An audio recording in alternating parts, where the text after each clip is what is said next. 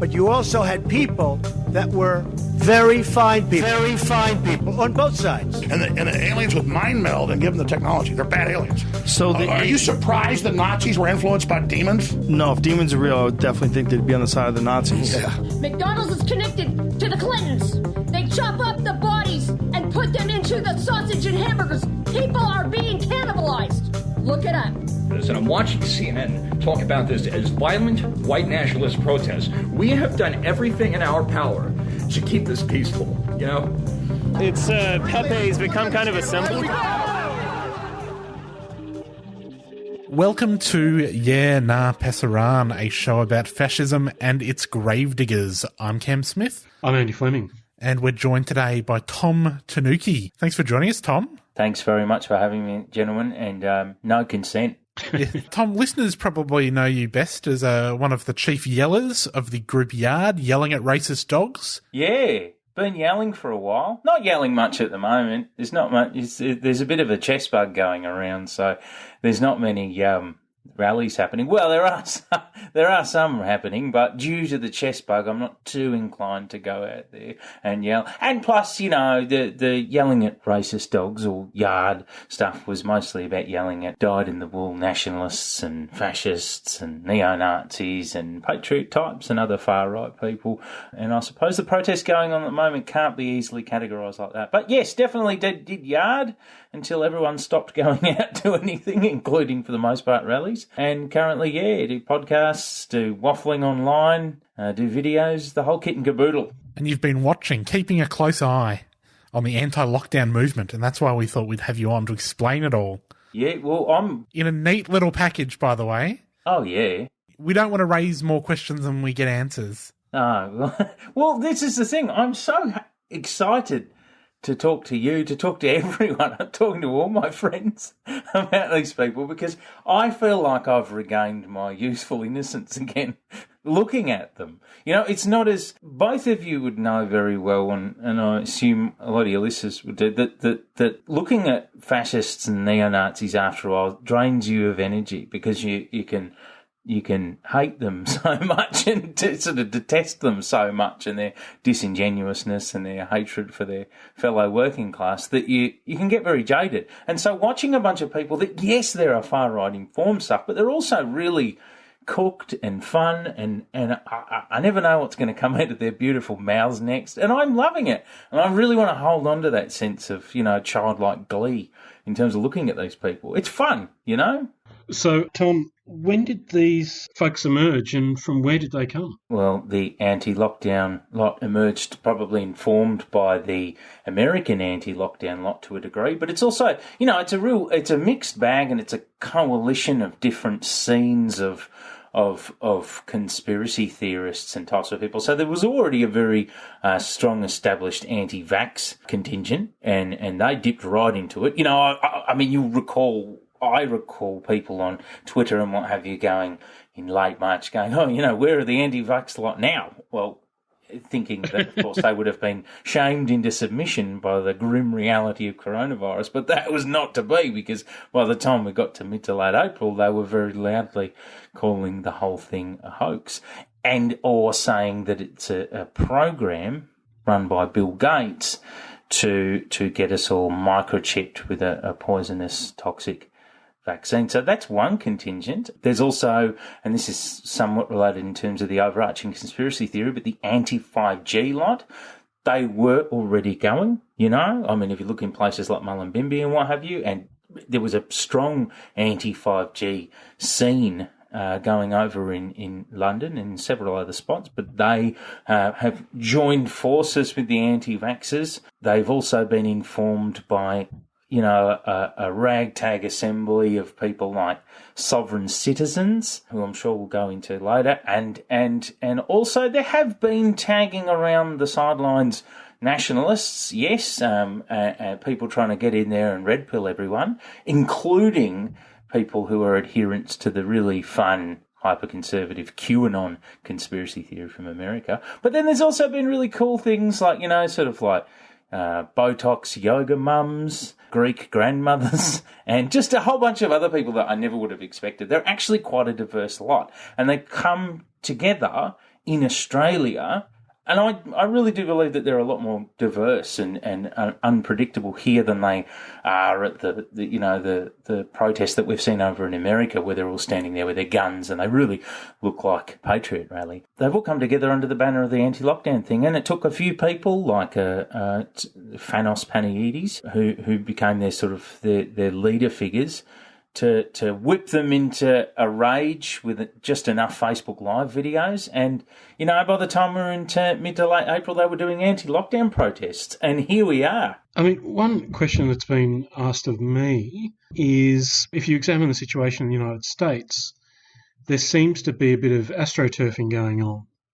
And there's speculation about the extent to which some of these protests, the anti-lockdown protests, are composed of Trump's fan base, but also potentially receiving some kind of sponsorship or support from richer elements that also supported the Trump campaign. Are you aware of any kind of suggestion that that's the case in Australia?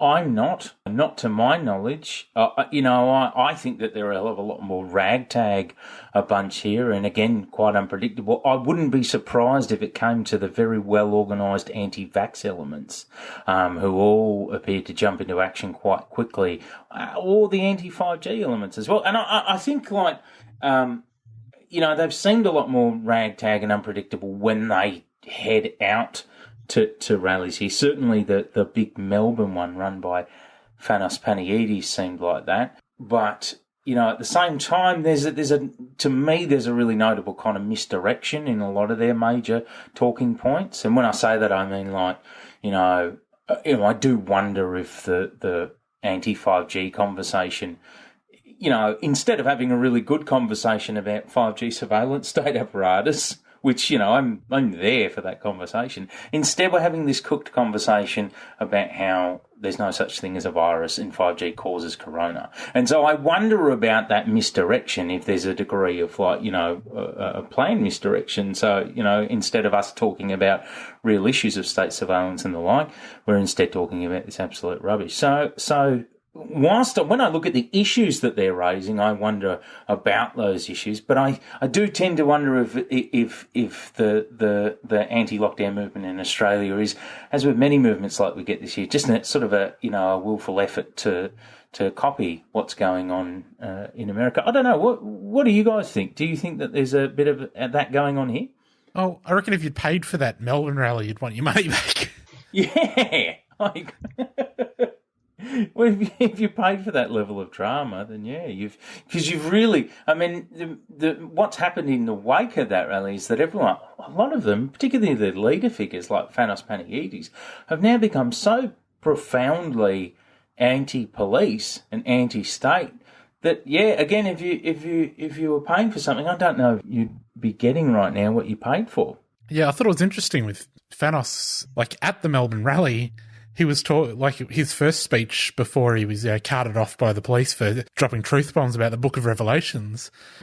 His first speech was about how much he respected the police, and he's been on Facebook Lives this week talking about how he's going to arrest every cop in the state. And that he's changed. He's really changed in the past week or two. Yeah, pointing out that the Victoria Police emblem is a pentagram. They're all agents of Satan now, aren't they? Yeah.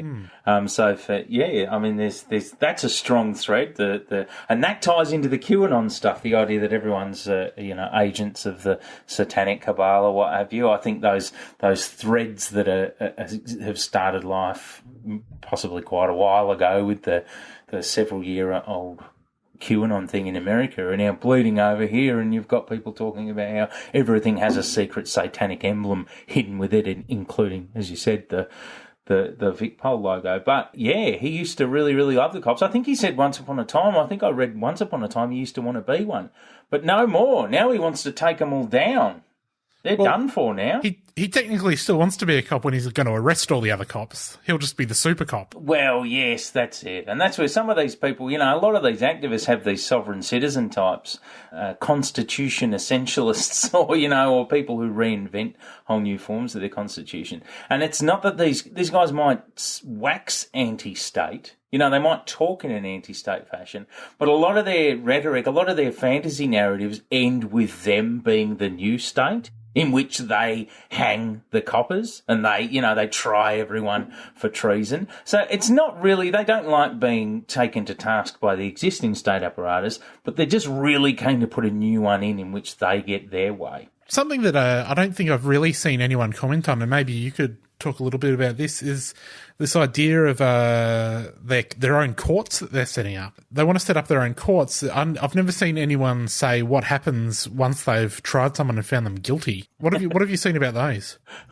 Well, I mean, I'm still in the midst of my deep dive into sovereign citizen stuff, and can I just say, I think it's helpful in terms of understanding the people that are giving these anti-lockdown activists so much confidence with the police, because they're the people who are coming online and saying, the Constitution is not valid. It's actually a fake corporate copy of a secret hidden Constitution that I can sell you for several $100s if you buy it online. And, they say that we're going to put in our own new monarchy, we're going to put in our own new courts, as you say. We fly the red ensign of Australia because that's the flag of the people rather than of the government. They have all these aggressive reinterpretations of the world. It's helpful to learn about them because they're the people who are giving so many of these anti-lockdown activists so much, almost delusional confidence when they speak to the police.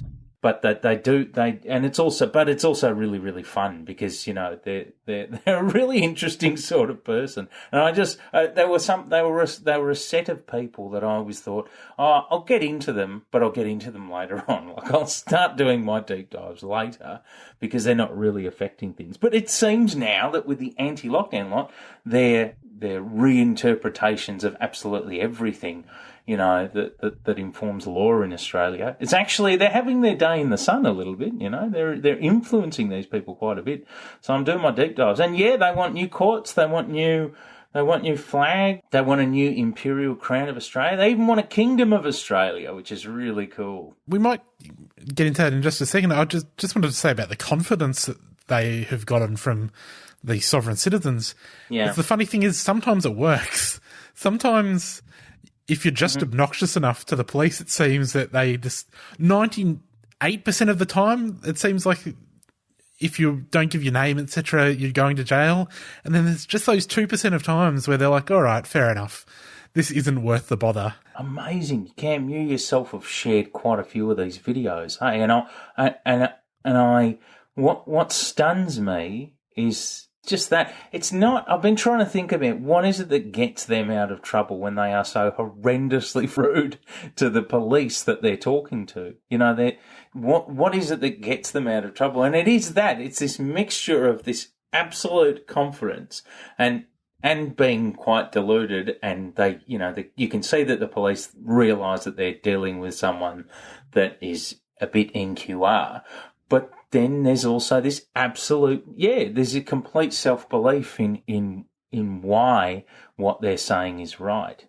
So they'll tell a police officer, you are ruled by a false crown. I am a member of the kingdom of mankind. Don't call me a human, call me mankind. And they say all these things, as they've said in several of these attempted sovereign citizen arrest videos. And as you say, sometimes the police officers just wander away. It's absolutely incredible. I wish I had some of that lunatic energy at some of the rallies that I've been to, and some of my comrades around me. So many of the arrests that I've seen before, maybe they could have been saved, if people were just weirder. There's only one way to find out. Yeah, have a crack, Tom. Experiment. See what approach works the best and let us all know. But I was at IMARC screaming at the CEOs that I was going to eat their bodies, and I didn't necessarily get dragged away at a place where they were dragging lots of people away. In fact, I look back in hindsight and, now that we know about their approach where they tend to, and you could see this with the anti-lockdown protest in Melbourne, they take the speakers away. They've definitely settled VicPol on a where they take the heads, or who they see as the heads of the protest away to try and, take its sense of narrative away. And probably to build, in this long-term strategy of thinking, okay, if this movement keeps going on, I'm going to start building up charges against the people who are leading the whole thing, But, I was screaming there. I was doing a lot of screaming. I didn't get taken away. Maybe they thought I really meant that I was going to eat them. Yeah, they didn't want to end up on the menu. Note to self, always scream about eating, people. You're listening to 3CR 8:55 AM, 3cr.org.au and 3CR Digital on your DAB radio. We're currently talking to Tom Tanuki about the anti-lockdown movement in Australia. But seriously, I think it's also to do with things like colour and class and context.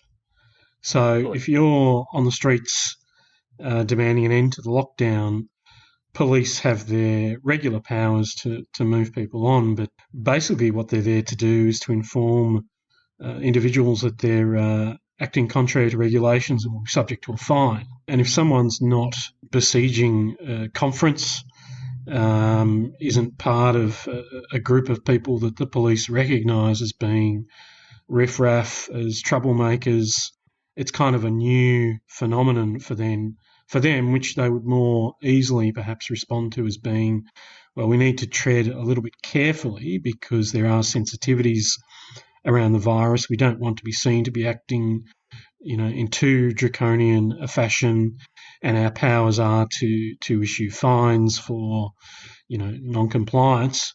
I think if you're, IMARC is one example, but there have been others where if you're impeding, the business class from going about its business of destroying the world, it's a pretty serious trespass. It would also be the case that police would be more familiar with those contexts and be able to employ the strategy that you've articulated, which is to identify ringleaders, people that they assume have some significance in terms of directing the crowd to do or say certain things, and also, to behave with a certain added degree of brutality. There's something of a different standard being applied, but I think if these protests persist and if they become a genuine social nuisance as far as the police and the authorities are concerned, I don't imagine that they wouldn't apply a little more force. Yeah, you're absolutely right. I mean, setting aside my ongoing, curiosity and intrigue with these strange people and their strange capacity to be really horrible to coppers and just to get away with it in a way that a lot of my comrades have not been able to. You're absolutely right. It's because they're not really threatening the state in any meaningful way, and you can tell. Although, there was actually a bit more violence at that anti-lockdown protest than I think we originally saw at the start. It certainly wasn't. It wasn't anything on the realm, to the degree of the IMARC protest or any one of a number of hundreds of other protests. It wasn't the degree of brutality that the VicPol or other police forces in Australia exercised towards broke or black and brown communities in Australia, and you can tell where their loyalties lie in terms of where they're real, or who they consider to be a threat in terms of their treatment. And that's what I would like to tell that to these people now that, say, Thanos Panies has decided that he doesn't like the police for the first time very much. I would like them to consider that, this didn't just start with you because you decided to chuck a sook because you can't go and play cricket or suck down a schooner wherever you like. This has been happening. This has been happening. State violence has been happening arguably since 1788. But, even in terms of the role of the police, it's been happening to tons of us, what I would like to tell them? I would like to say to them, for example, I imagine that lots of these anti-lockdown I hate to assume, but I'm going to assume that a lot of them might have been the same people sitting behind the telly last year screaming that, say, the IMARC people or, the Extinction Rebellion people or what have you were all, filthy greenies, blocking our traffic or what have you, rather than engaging in the messaging of the protest. Well, I'd like them to sort of consider that, in a sense, that's them now. I mean, whether or not I agree with their thing, and I don't, you know what I mean? I can separate the state response to the virus from the virus itself. To me, they're two different things. And, you know, a lot of us, we'll carry on about the way that the police have enacted the infringement powers that they've got under coronavirus, unduly or excessively against lower socioeconomic areas or migrant communities. In New South Wales, Osman Faruqi, published an article about a lot of that. I would like them to consider, though, that this is the way the police have been operating, and that's you now. That's not just the greenies on the telly anymore, guys. Now, the thing is, though, the greenies on the telly don't have a king. They don't have a king. You're absolutely right. But we do. Who's the King of Australia? And what is that all about? The King of Australia is Steve. King Steve. And I would insist on this show that you hail your new King Steve. And that all of your listeners have to hail the true King Steve. And, if they don't, well, eventually they're going to be hung. There's an amnesty period here. And so if they don't want to they're not necessarily going to get hung right away. The sovereign citizens who have anointed King Steve are magnanimous, and they are willing to grant a grace period for you to repent and to write a letter to the Governor General unswearing your allegiance to the false constitution and to swear your allegiance to the new United Kingdom of Australia with King Steve-O at its head. So, sorry. Look, so the sovereign citizen lot, they have like a red ensign flag. We talked about this at the start. They have the red ensign flag it's like an expecto patronum against the government. Because it's the flag of the people. So they all have to fly that, and they use that as their magical warding amulet. They say Australia is sovereign and has been since 1919. We're not talking about any real tangible Aboriginal sovereignty stuff. Oh, no, not the kind where you actually have to look at who was here first. No, nothing like that. No, it's the stuff where you become like this. They're monarchist LARPers, I think, and actually quite hyper-Christian. And that now, I just released a video about one sovereign citizen who's informing a lot of the anti-lockdown movement. He's a guy called Wayne Glue, and he's like a constitution essentialist and a common law essentialist. He says that everything is hidden in a secret constitution that this government illegally ignores. And so he likes to remind everyone that they're all traitors and they're all going to get hung. Again, these guys everyone's going to get hung at the end of their fantasies, But anyway, these guys, like King Steve's followers, go further. They're like, as I said, they're monarchist fantasist LARPers and Christian fantasists too. So they say we're going to have an imperial crown of Australia that enacts the will of the King James Bible, and we're going to have the United Kingdom of Australia. And anyway, there's this guy who's been in videos, and he sort of takes from a mix of like that Wayne Glue stuff and a few other big name, not big in the grand scheme of things. I mean, they're not like Hollywood celebs, but like relatively respected sovereign citizens and all their talk about the constitutions, Magna Cartas and stuff. And I don't know, he just seems like another video maker to me, a bit more aggressive than the rest of them, but they've all gotten behind him. And seriously, guys, just within the past few days, they actually anointed him the true king of Australia. And I just think this is really good news. And I'm personally going to be writing a letter to get behind him and to renounce my citizenship under the false Commonwealth and swear my allegiance to the true kingdom of Australia. Are you? Oh, absolutely. Good. So we're all yeah, okay. So we're all in on this United Kingdom of Australia then. I can't see any problem with it. So yeah, why not? Probably got time for one wrap-up question for the radio show, and then we can keep going. Well, I guess the question I would have is, where do you think this is all heading, Tom?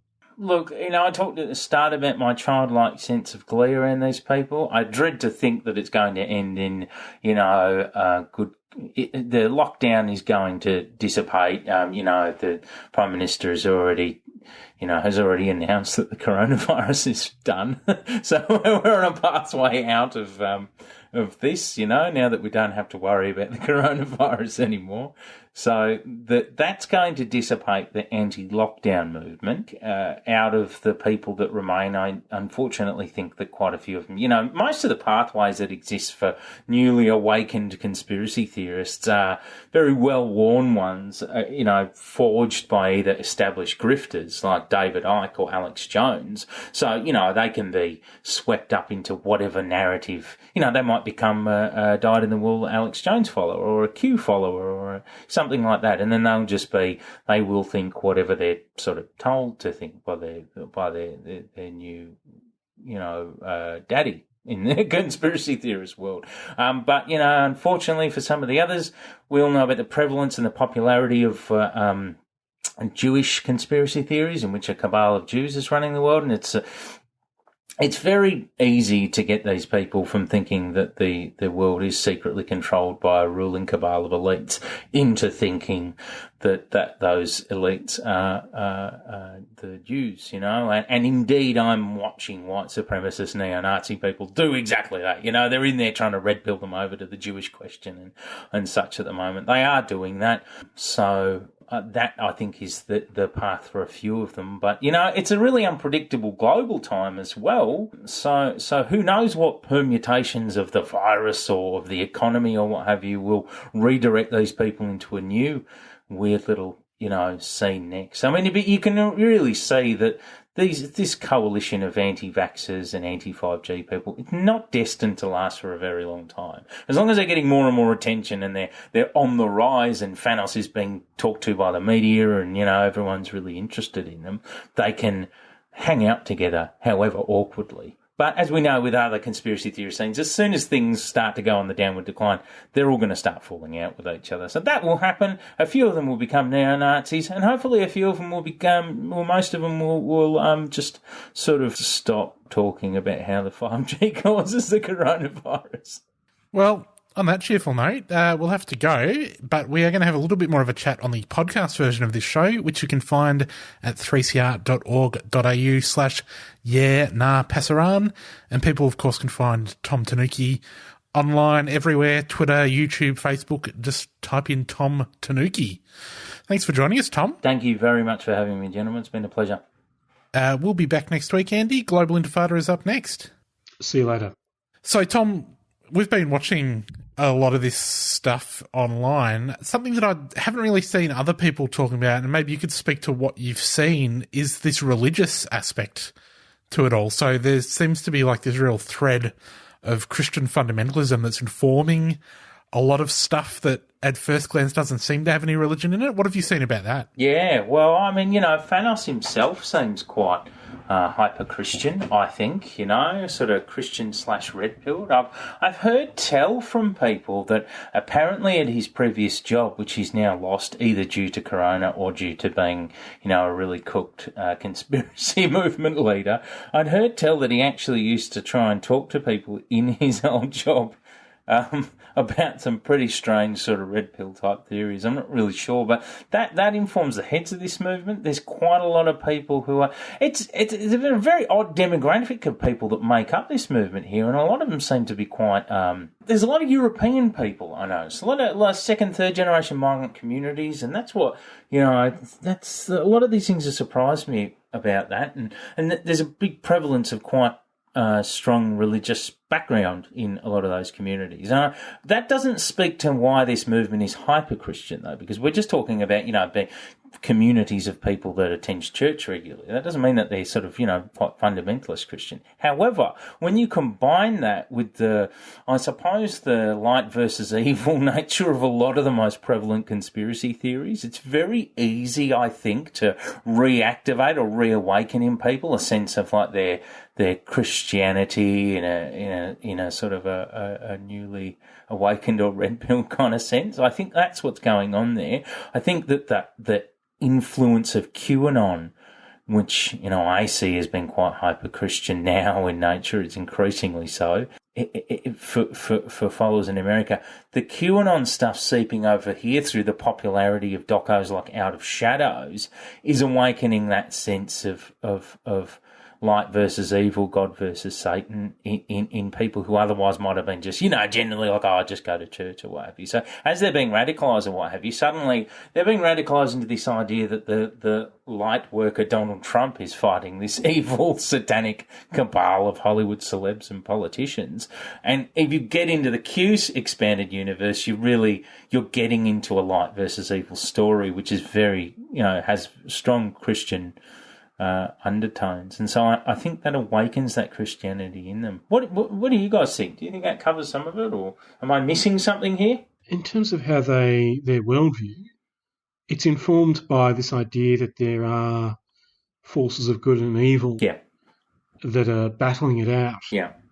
And we're in a crisis. But I also think it speaks to their belief, whether it's explicit or otherwise, in an apocalypse, in end times, of some idea that there's a final battle looming. And I think that's certainly what informs QAnon ideology, where Trump has been cast as, if not quite the Messiah, then at the very least the leader who is prepared to shine a light to, clear the swamp, rid Washington, rid the world of these malevolent forces.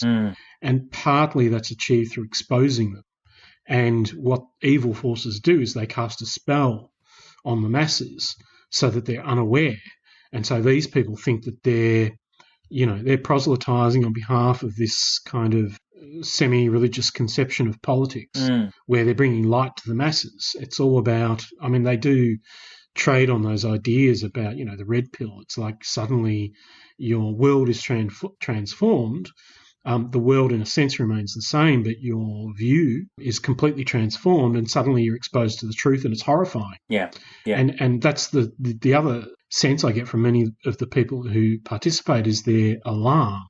Or if you take, Thanos, I think in some, I haven't closely examined his, productions, but in some of them he makes reference to his father and his childhood and being informed by his father, don't trust, implying that there are malevolent forces out there that are going to try and, sabotage his life, destroy the world, and you've got to pay attention. You've got to pay attention to the signs. Yeah. And they're very much about, semiotics, interpreting signs, which is what happens, I think, when they, there is some sense in which there's some incipient anti-statism, but it's understood through this kind of the symbols that the police wear on their uniforms. It's not an understanding that's based on social relations. Who are the police in relation to the government? What's the government in relation to politics, economy, society? It's coming from a very different place. And so that's why there's this... Yeah, I detect a constant kind of like a inability to perhaps stare beneath the surface. And so that's why there's this obsession with playing around with the words, looking for the, like that guy at the anti-lockdown protest going, officer means officer. You're a person who's a walking contract. And the staring into the symbols of the Vic Pol thing and seeing satanic emblems and what have you. It's a mistrusting authorities, but then sort of inventing connections. There's a hyperactive ability to, overstimulated ability to look for connections between absolutely everything to determine why you're being lied to by everyone. You can see the frustration. It doesn't surprise me that this scene, in hindsight, exploded, because conspiracy theorists are very driven by their anxieties about their inability to understand things, and it's sort of like a bit of a control complex. Like it gives you a lot more agency to go. I'm a rebellious truth info warrior. It's certainly more agency than sitting at home and going, there's a virus on and I've been told I have to be home and just avoid it like the plague, literally. There's a lot more agency in being an info warrior. So I think that they dispel their anxieties by doing a lot of this. But yet the whole thing, the very thing of it is very reflective of their driving anxieties itself, hey? I think it's also cool and fun. Like the stuff you find delight in their their craziness is also what drives them, because they feel like they've stumbled upon this world and they're going down a rabbit hole or moving through the looking glass or whatever, And there's so many opportunities to reinterpret the world in a way that makes sense to them. That also puts them at the centre, in some sense, of the drama, where they become a real actor. Yeah. Like it's a fantastic sense. And the thing I find slightly tragic about it is their creativity and imagination is, almost unbounded. It's just that it's fallen into this kind of, I think, a political cul-de-sac where it's only going to generate more delusionary beliefs about the world and how it functions. I totally agree. I mean, that's also reflected, I think, in the, the sense of entitlement that some of them express, or the shock and horror when police don't, acknowledge their authority. It's like, it's also informed, I think, by certain innocence or naivety, where this is the first time they've decided to go and do something about things, and they go out onto the streets, and it's like suddenly reality hits them in the face, and it's just not like that. It's not like just because you think you're possessed of something like the truth doesn't mean the cops are going to care. And I found that with reclaimers as well. Many of them, it was like they'd finally gotten out from behind their keyboards and they were going political. And it's one thing to do that, informed by these whatever ideas they have about how the world works, and another to try and put that into practice. And suddenly, and it's interesting that this bloke was at the rally saying, love the cops, blah, blah, blah, as if he could placate them without having an understanding that the cops, they've heard it all. It just doesn't matter what you say. They've got a job to do and they'll do it. Yeah. And the fact that you think you want them to be your mates, or, whatever's going on inside your head is kind of pretty secondary to what they've been assigned to do. I think that it has been nice. That sense of naivety has been refreshing to see, just because, the more jaded people, but certainly with the reclaim movement, I mean, there's not really that same there's undertones, or there's certainly people trying to push them more towards it, but there's not the same overarching thing of it's not about race or what have you, and actually there's a like I say, I do insist that there's a slightly more diverse construct to all this. It's a pretty conservative in nature, and I'm pretty sure it's going to get more so, or for the people that linger around it and what have you. But whilst it's here, it's actually it's somewhat disarming to see. Does it remind either of you in any way, like Annie, you mentioned that it's a little bit like, some of it reminds you of old Reclaim. Does it remind you generally of that? It's sort of like springtime weird online movement. Do you think that there are other similarities to the old Patriot movement with it? I think you remarked on this in one of your early videos about the anti-lockdown movement. You definitely get some of the Sherman Burgess Facebook Live energy from some of these guys where, they're getting a taste of what it's like to have an audience, and then they just want to keep getting that sugar rush every time they get the little like thing pop up in their feed. I guess the other thing that I noticed about these guys is that there is an undercurrent of anti-Semitism that's running through it a lot more than I think people realise. Yeah, you're right. It's hard because no one has the time to watch every single Facebook Live video that these people are making. We try, but, it's not very easy. But it's like every now and then there'll be a reference to, who really runs Hollywood and who really runs the banks. Just little things. And I think it's also the same with the Christian thing we were talking about. Some of it might just be assumed. We don't have to talk about the Jews because we're all on the same page, right?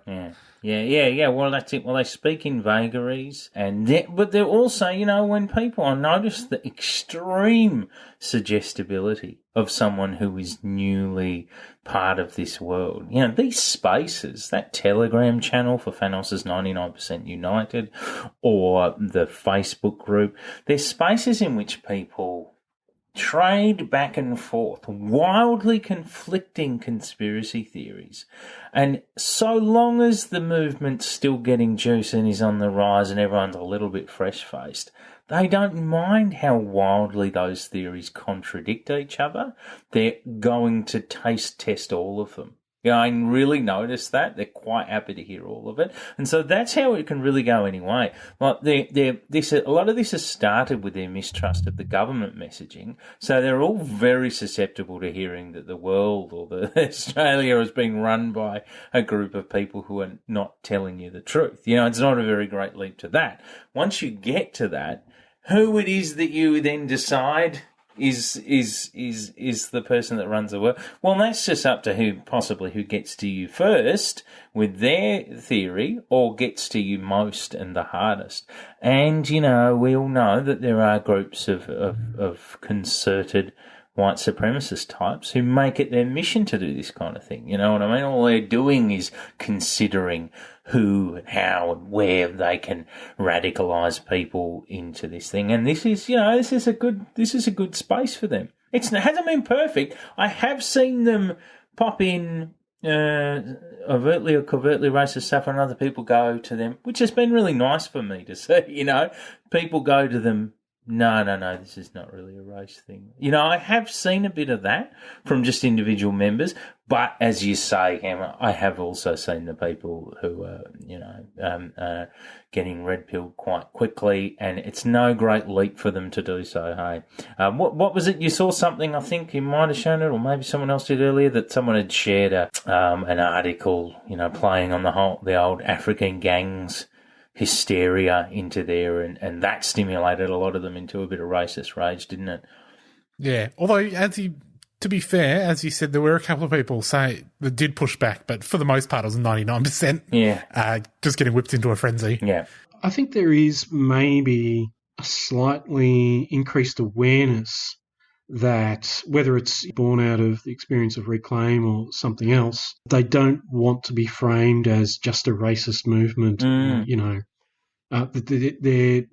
of them are consciously seeking to avoid that kind of thing, and that's healthy in some ways. But I mean, it just seems like, and for good reason, that the world of conspiracies is heavily informed by anti-Semitism.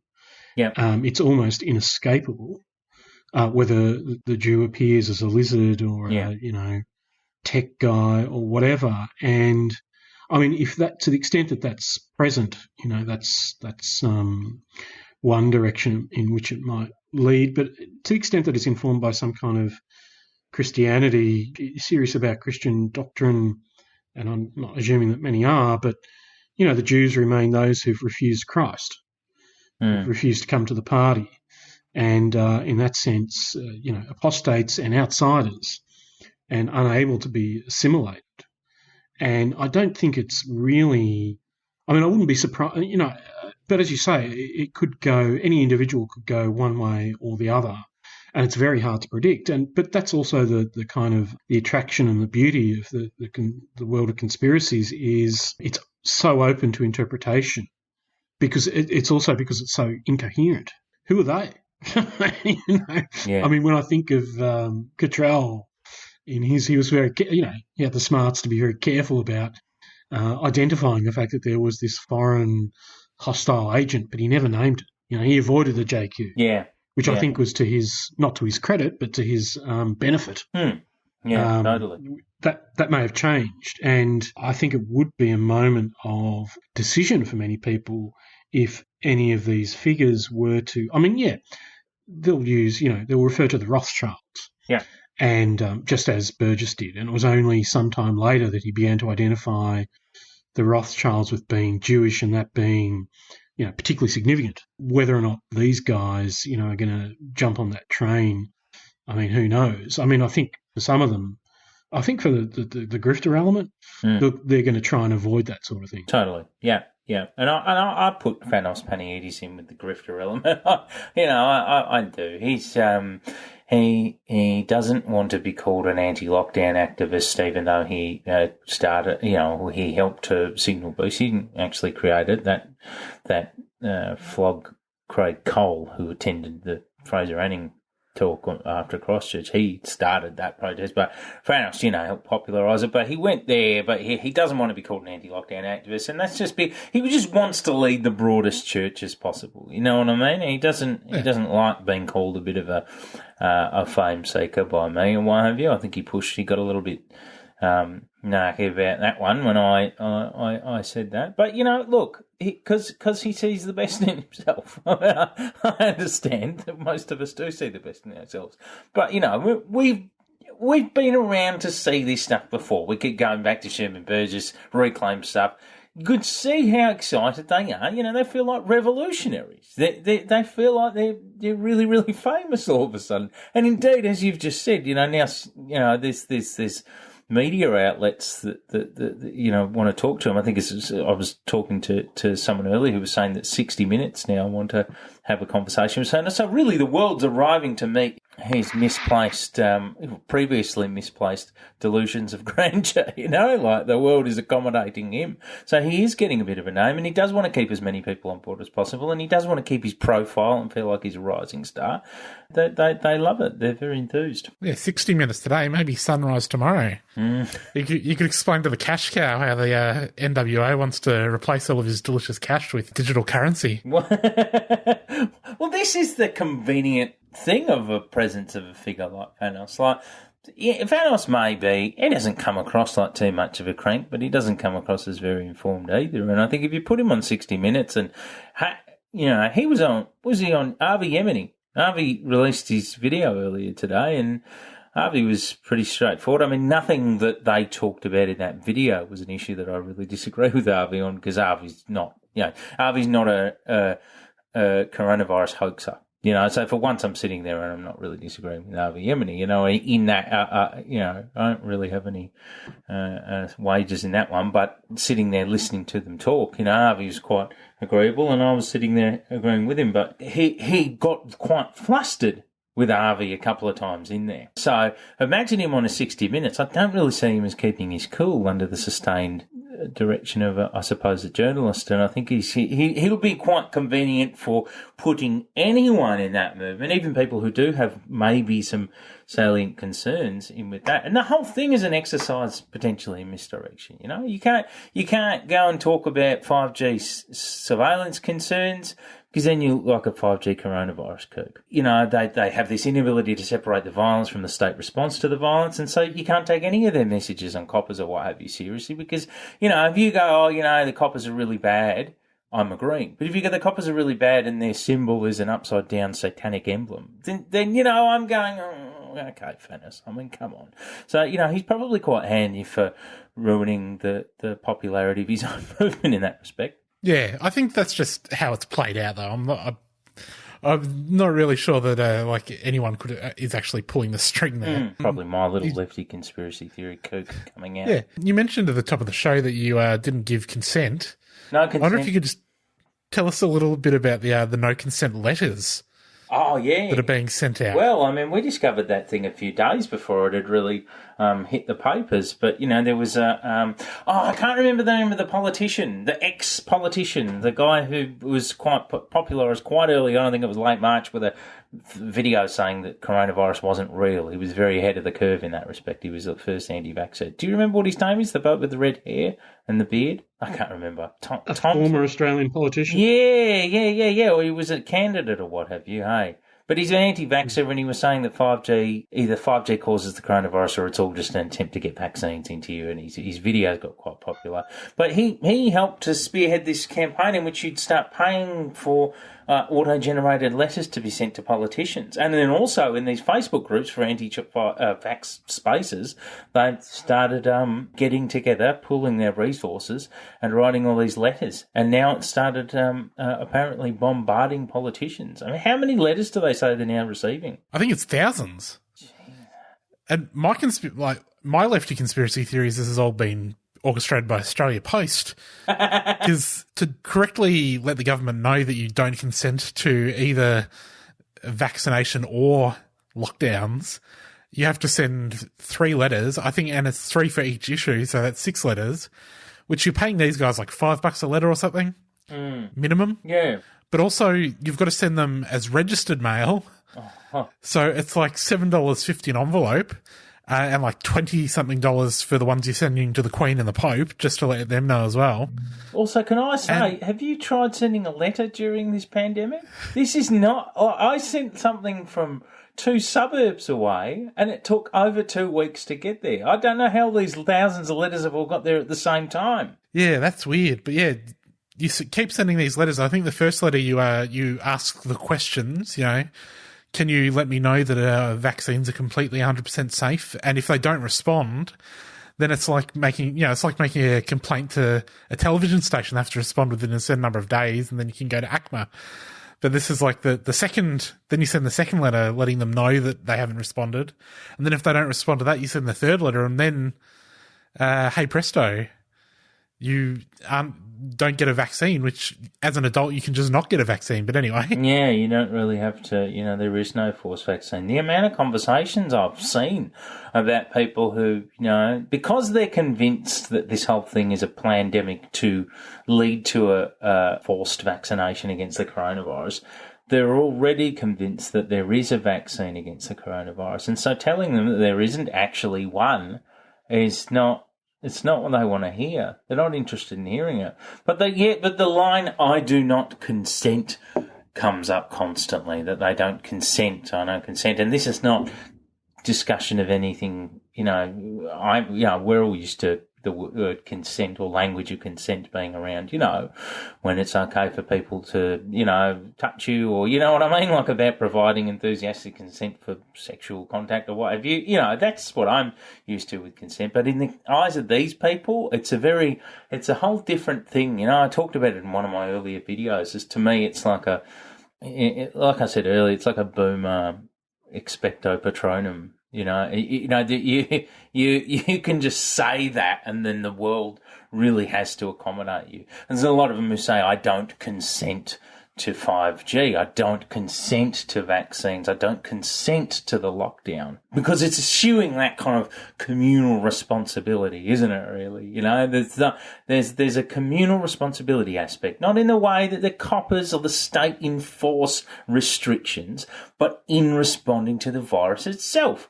We are all supposed to communally be responsible to each other, to do things like, not hang out and drag our virus around each other.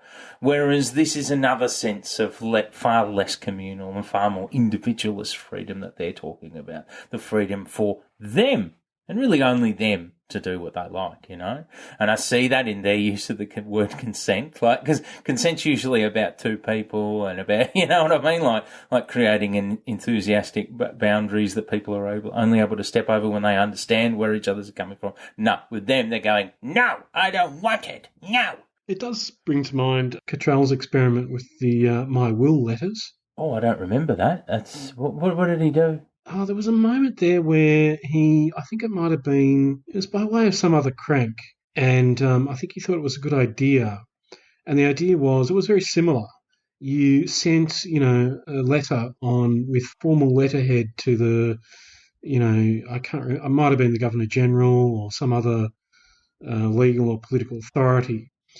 And it was very carefully articulated. You needed to present this information in a particular fashion. So it pretended to be some kind of legally binding contract with the authorities or the government. And I can remember I may still have it, there was like a video produced where I think it was Cottrell or someone else had bundled together 20 copies of this letter that had been sent by his fans, which was along the lines of, and I think I looked it up at the time, and there was some guy, he's probably still got a website with instructions. It wasn't monetized.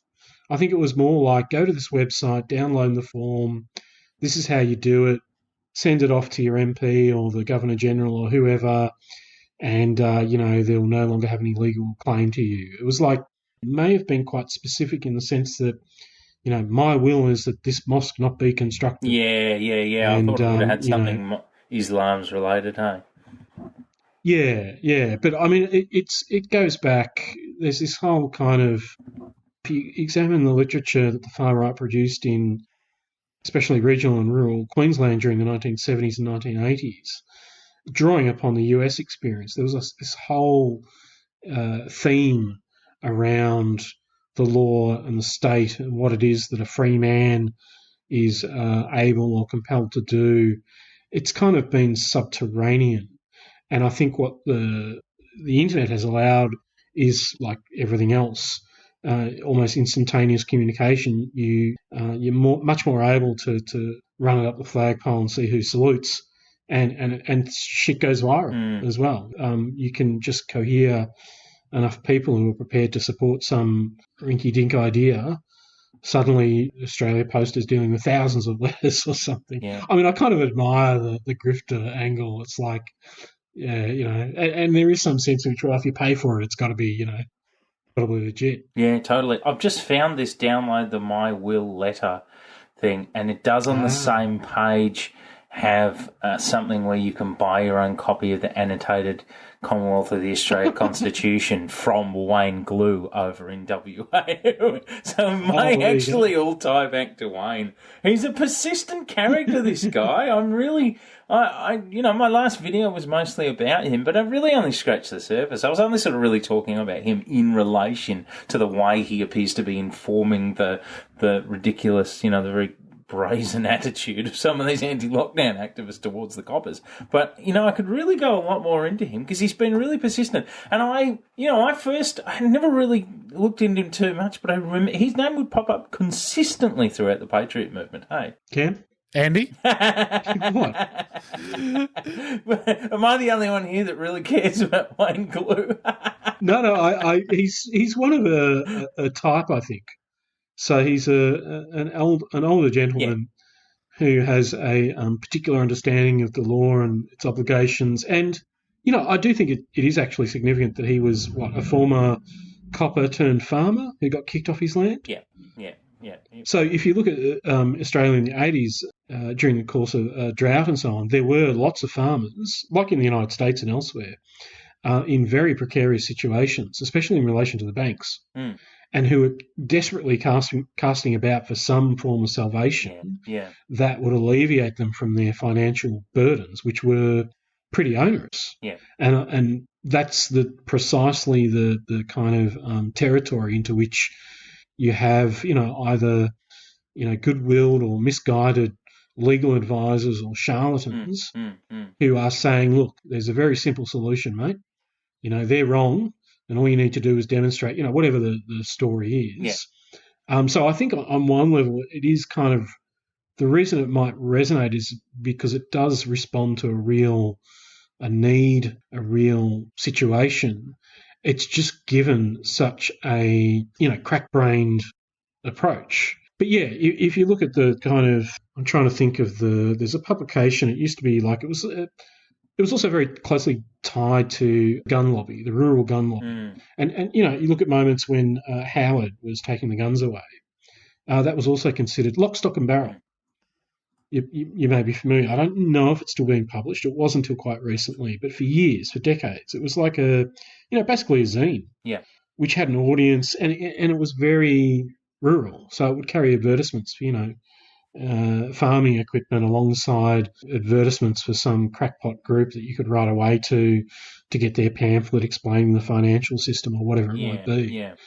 And that kind of that publishing has collapsed because the advertisers aren't there and everything's moved to Facebook and to Google. Yeah, they can all. So that's where the conversation has shifted. Yeah, that's it. And when they have these weird coinciding moments, I suppose, like with Wayne Glue and the anti-lockdown lot, then they can reach the voices of a lot more people. I imagine his sales of the secret hidden constitution have skyrocketed of late. All you have to do is send $150 in an envelope up to his PO box over in Geraldton in WA, and you get the secret red constitution. The secret red one as opposed to the fake official green one. Have you got a copy? No, but I'm thinking about it. Do you think this is... maybe I should. I should possibly, it might be worth the investment, Yeah.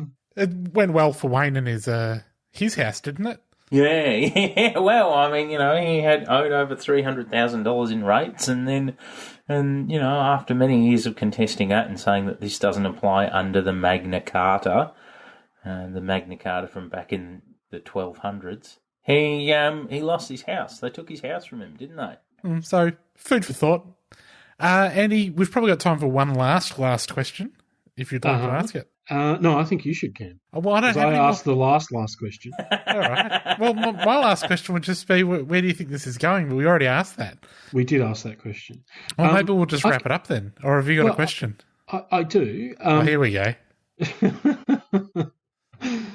What I was going to ask is, Tom, for people who are wanting to orientate themselves around this movement and its concerns, what have you found to be, apart from actually, reading their groups and, familiarising yourself with the circus that way, is there any kind of, what else informs your approach to understanding this stuff and making sense of it? I've been learning a great deal about the various surrounding conspiracy theories from... Well, the Q stuff has been very helpful to me. What has been very helpful for me has been listening to the QAnon Anonymous podcast, and that is perhaps the most entertaining primer you can receive on not just QAnon, but also the various tangential surrounding theories around that. It's an excellent, really fun podcast. Cam Smith's podcast about conspiracy theories has also been an excellent one to follow. And the Hypothetical Institute, great. And I have been... But look, there's been articles here and there on stuff, but I have had the most joy in terms of trying to understand each of the theories themselves in their own right, because I don't think there's been a great deal of people outside of maybe us here talking right now, the three of us and a couple of others. I don't think there's been many people who've really been giving it the attention it may or may not deserve. But I have been, so I would spend my time looking at 5G related stuff and learning about the history of that individually, and then going back to these spaces and, sort of saying, where did the 5G movement come from? I would look at anti-vax stuff. I mean, that's a whole world unto itself, really, isn't it? It's perhaps the most, lucrative and well-oiled machine of all of the contingents that make up the anti-lockdown movement.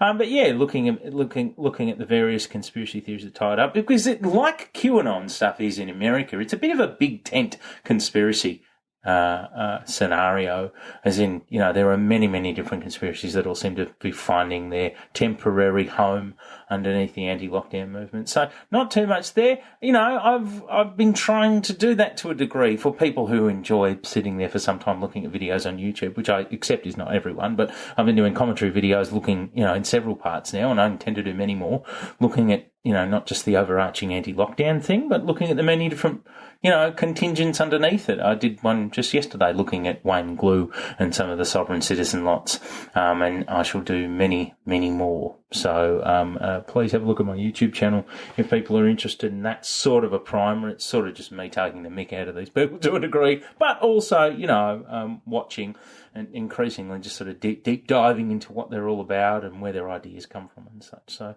everyone can go and have a look at my stuff, hey? Yeah. All right. I reckon that'll do it. Cool. Thanks, Tom. Thank you very much. Thanks for joining us, Thanks, Tom. Sades. Thanks for having me. Many of you will be familiar with 3CR's annual Radiothon fundraiser. It's when you, our listeners, literally keep the station going with your generous donations. It's a vibrant and busy time each June at the station, and an all-in effort from our volunteers, staff and supporters. But in 2020, under the COVID-19 restrictions, we need to do things a little bit differently.